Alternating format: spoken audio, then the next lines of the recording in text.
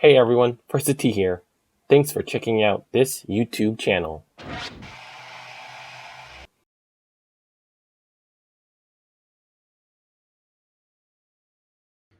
Congratulations, Bryson DeChambeau, on winning 2021's Arnold Palmer Invitational at Bay Hill.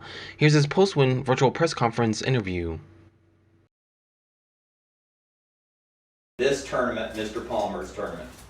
Well, when I came here first as an amateur, I walked up into his office and he was there, and we got a picture together, and we were certainly, I was certainly excited to meet him for the first time, and not knowing he would leave a lasting impression on me that would last for the rest of my life. When he signed the book, he said, "Make it legible," and when he said that, that stuck to me, and I've done it ever since. And he's had a influence on me for the longest time, and will continue to do so for the rest of my life.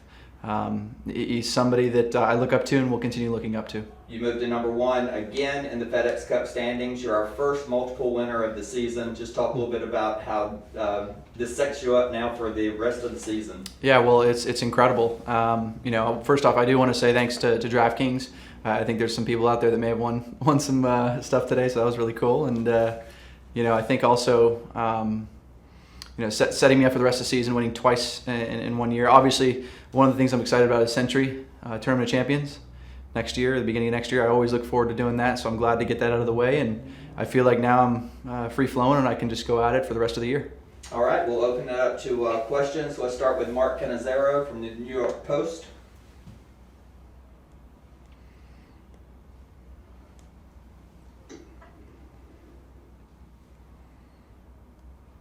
Go ahead, Mark. Oh, I don't think he's...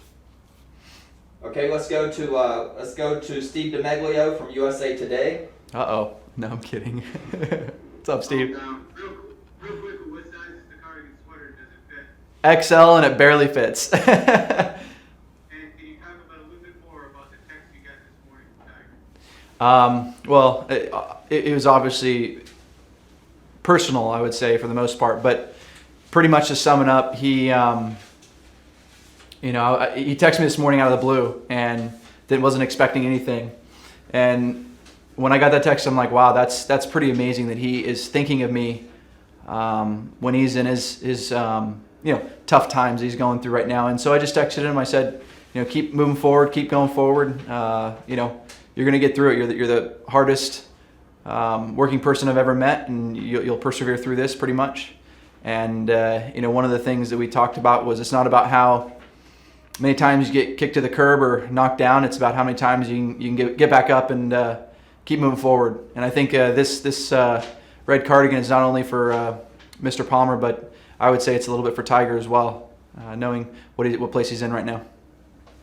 Thank you very much, sir. Thank you. All right, let's go to Daniel Rappaport from Golf Digest. Yeah, Brian, you've been very open about how much inspiration you take from long drive guys. Yeah. Berkshire, and in the past, it's kind of been a sideshow in golf. It's been like, those guys are it's different. What inspired you to start kind of going down that rabbit hole, looking at what those guys do and bring that into the PGA Tour? Well, I thought that if it was funny in 2019, I remember watching the World Long Drive Championship and seeing Kyle win and hit it as far as he was hitting it, and I was like, man, if I could get 25% of that, how much more I'd gain off the tee. How many more strokes I'd gain off the tee. And so as I kept looking into the stats, everywhere I saw it, it was just a benefit.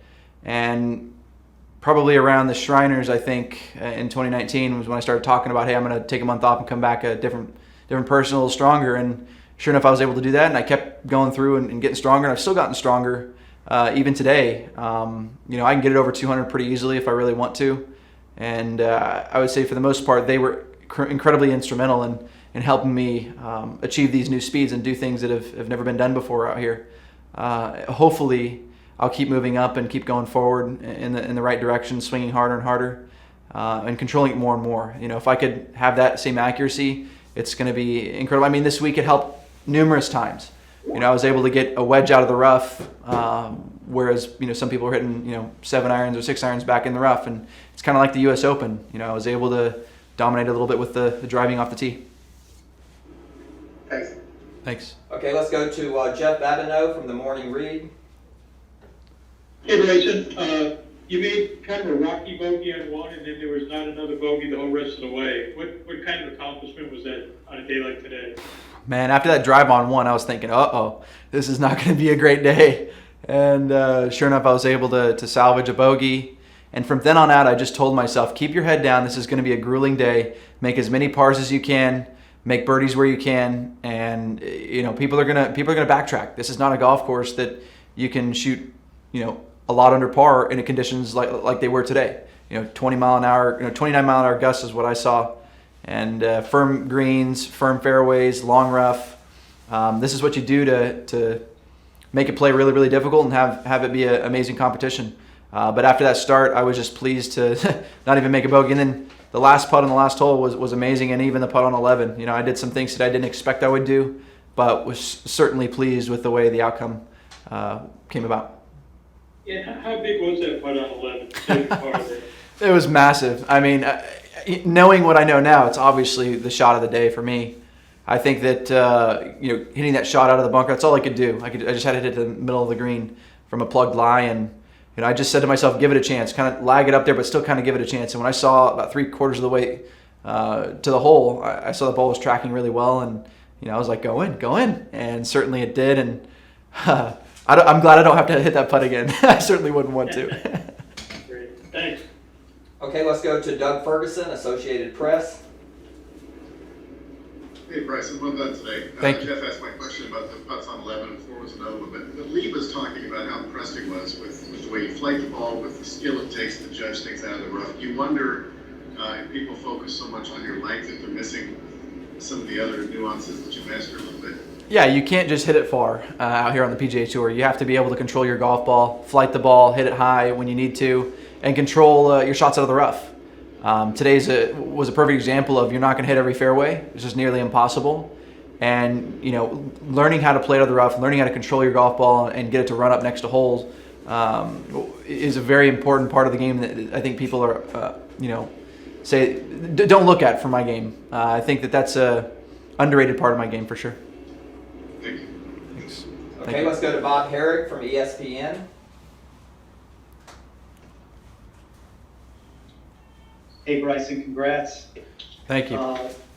First off, can you just real quick, what was the ruling on 16 by the putting green, by the green there? So 16, if you're within a yard of the green and a sprinkler's in your way, you get relief from that sprinkler head. So I was able to drop it in a line where I had a clear line of sight, and was able to play from there.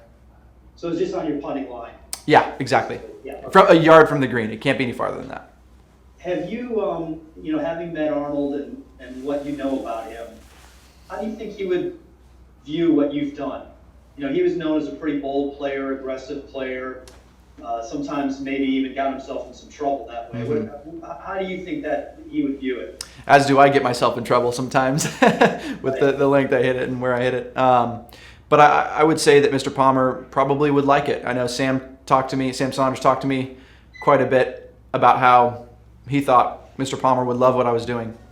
So that was pretty amazing to hear from Sam, and inspirational to me even. Doing what I did on 6 was kind of fun. I thought it was just kind of a little fun thing with the crowd, but knowing what I know now, that was instrumental in helping me make a few birdies to clinch the title here. Appreciate it. Thank you. Thank you. Okay, let's go to Edgar Thompson from the Orlando Sentinel.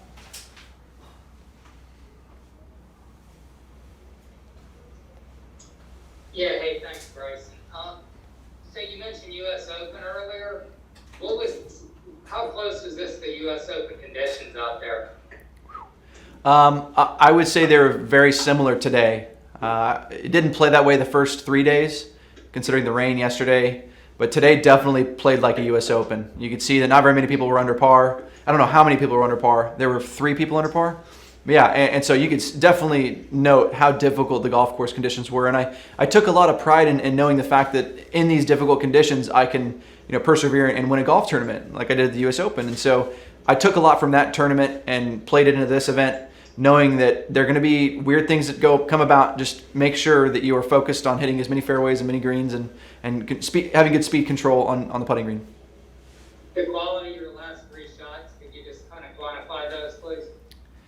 the quality, right? Is that what you asked? The quality of your shot on 17 and your 2 on 18. Yeah.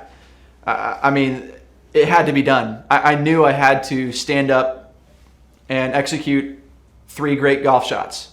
The putting was relatively easy for me, as it had been all week, and I've been putting great since, I've went to the sick putter and everything, and so I've been putting really great. But those last 3 shots, considering how I wasn't really striking it that well all week, showed me that I could do it. Another example was Memorial in 2018 when I won. I hadn't hit a fairway the whole back 9 and was able to stripe a 3-wood, I think 3 times in a row on that 18th hole, and even in the playoff holes. So I took from that as well and was saying, you know what, you got to bear down and hit a great shot these last couple holes, and that's what I was able to do. Thank you. Thank you. Okay, let's go to Brentley from the Golf Channel. Hey Bryson, Hey. A lot of people think that the way to mitigate big hitters like yourself are super tight fairways and long rough, longer golf courses. How does that actually play to your advantage? Well, that's a great question. If you make the golf course super difficult in regards to the fairway width and you grow the rough up, again, long hitters are still going to have an advantage. They're going to be the ones that are the farthest up, and they're going to be the ones that can hit a wedge out of the rough onto the green. Lee played unbelievable golf today. He struck it beautifully, hit a lot of fairways, and that's one way to play. Another way to play is bomb it all the way up there and gouge it out of the rough. And albeit I still hit a lot of fairways, you still have to putt well. I putted really well this week. My speed control was great, but I would say it plays into my hand from a statistics point of view and a strokes gain point of view. If you make the fairways super wide where nobody's really hitting the fairway, the longest is going to win. If you make the fairways super wide where everybody can hit the fairways, the longest is always going to win. So no matter what, those two situations, the long players are always going to have a better advantage. Even on par 3s, I was able to hit 8 irons and 7 irons into these holes that were over 200 yards all week, and that played into my hand pretty well. If you were Bryson proofing a golf course, what would you do to it? I don't think you can Bryson proof a golf course necessarily. I think it's from whatever way you look at it. I mean, even if you tighten the fairways up and you make water across the fairway and you have to lay up and everything, you're just putting everybody in the same place. And no matter what, if we're playing from the fairway, I'm always going to have a shorter club end if we're playing from the same spot. So I really wouldn't know how to do so. Obviously, I don't play well every week. I still hit bad shots. I don't play my best. So it doesn't mean I'm going to win all the time hitting as far as I am. You still got to play and execute great golf. I mean, Lee Westwood almost won today. He played amazing golf. And I was fortunate enough just to have a couple things go my way. And at the end of the day, that's the result that came about. Okay, let's go to Michael Bamberger, golf.com. John, thank you very much. Hi, Bryson. Hey. I know you have a lot of admiration for both Arnold and for Ben Hogan. You probably know those two were famously not close at all, very close to the relationship. If the three of you were playing together, what do you think you could do to get both these very different guys and different styles on the same page? I'd say relax. It's just golf. And that's what everybody tells me. So I'm my own worst psychologist. I would say for the most part, Hogan was definitely steely-eyed and super focused, didn't say much. And Mr. Palmer was very vibrant and had the fans with him, the whole deal. They definitely had different styles. I wouldn't know necessarily what to say because I'm just a young gun, but hopefully I'd show them a little something different and they'd like that and kind of be able to talk on the same level if I was there. Thank you. Thanks. Yeah. Okay, let's go to Ron Green with Global Golf Post. Thanks, John. Bryson, just wondering if you felt like you created your own logo this week, sort of with your reaction on the 6-hole both days. And how much of an entertainer do you feel like? I mean, it's pretty theatrical when you get to that point there. No doubt. It was purely a reaction that just came about out of nowhere. It wasn't anything pre-planned. It was a pure reaction out of trying to hit as far as I possibly can. And I think one of the things, too, to note, when I'm doing my speed training sessions, there are some times where I'm doing stuff like that, where it's really emotional. I'm hitting as hard as I can, like, yeah, let's go. So I feel like when I hit that one really hard, that was just my raw emotion of saying, go, come on, clear the water. So that was definitely fun. I think that, yes, there is an entertaining part of it. We are the PGA Tour, and I do believe that we are amazing entertainers, and we show the world why we're the best. And it's fun to certainly do so and doing it in a manner that's a little different than what's been done before. Thanks. Thank you. Okay, let's go to Adam Shupak from Golf Week. Hey Bryson, there was a school of thought that you might not be as aggressive off the tee on Sunday if you were in or around the lead. What was your thought process to hit the line that you did take? On 6, were you asking? On 6, sorry. Yeah, no, I knew that the wind was helping. It's funny, the farther left you go, the more helping it was today. I knew that if I tried to go at the bunkers, I'd be hitting it into the wind. And so I said, you know what, if I just hit a draw and I started out and draw it far enough left, it'll get over. And certainly I was able to do that, and I hit it a little low, so I was not really sure if it was going to get over, but luckily I hit it good enough and had the right spin rate on it to get it over today. We talk a lot about your driving, but do you feel you get enough credit for your putting yet? I don't think so. I think that it's a very underrated aspect of my game. I thought I made the putt on 18, and then it rolled out a lot. I was not expecting it to roll out that much, and it did on 17, so the greens got really, really fast late in the day. But, certainly there are moments in time where making that putt on 11, massive. Making the putt on 2, massive. Making the putt on 3, huge. 4, that 40-footer, huge. I mean, those are just moments in time that I think people forget. That's very, very important and instrumental in winning a golf tournament. Thank you. Thanks. Okay, check Mark Canizero. You want to give it one more shot? I will, thank you. Thanks for your patience. And congratulations, Bryson. Thanks, Mark. I'm curious, on Saturday, can you hear me up here or no? Yeah, I can hear you. Okay. On Saturday, when you went over the lake on 6, you talked about how they gave the fans what they wanted. I'm kind of curious. I mean, today really you gave yourself what you wanted. Yeah. I'm curious as to what you will remember out of this week most.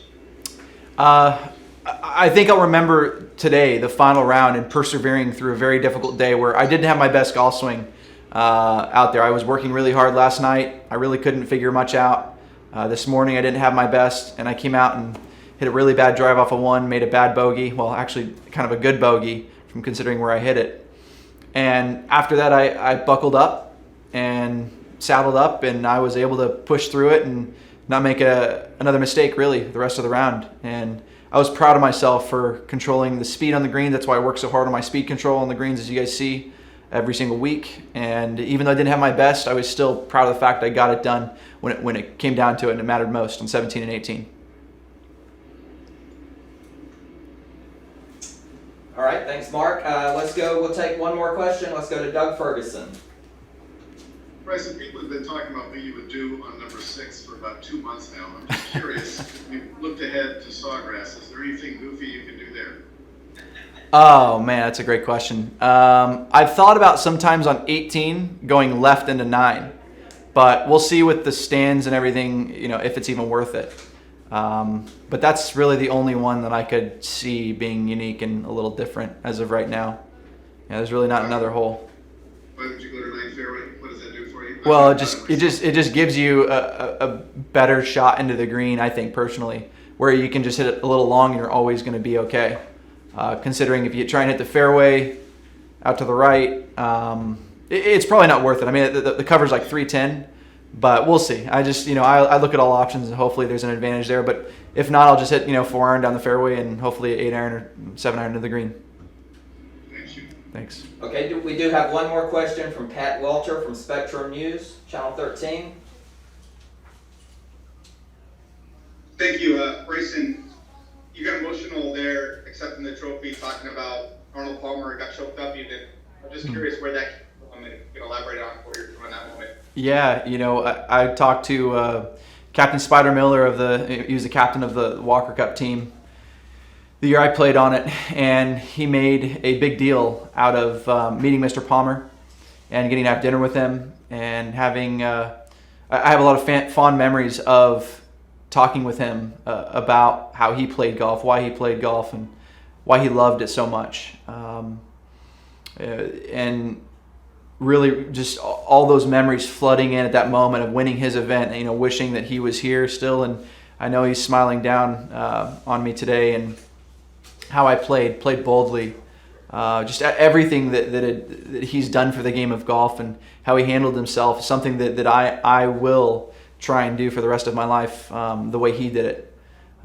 It's something special. How he moved the crowds, how he made them a part of his life was pretty special, and something that I take a heavy heart to, because I feel like that's something that I want to do, and it's inspirational to me. And so there's a lot of memories just coming back from the Walker Cup, getting to meet him there, meeting him here as an amateur. Really just, I was overwhelmed with emotions in that moment, thinking about Mr. Palmer. All right, well, thank you for everyone's participation, and Bryson, congratulations once again. Thanks, John. Thank you. Congratulations once again, Bryson DeChambeau. What are your thoughts on the Arnold Palmer Invitational for 2021? Let me know in the comments section below, and please click on the thumbs up icon if you liked this video. Subscribing to this YouTube channel and sharing the video also helps. And don't forget to click on the notification button for this channel so you won't miss the next First 2T video.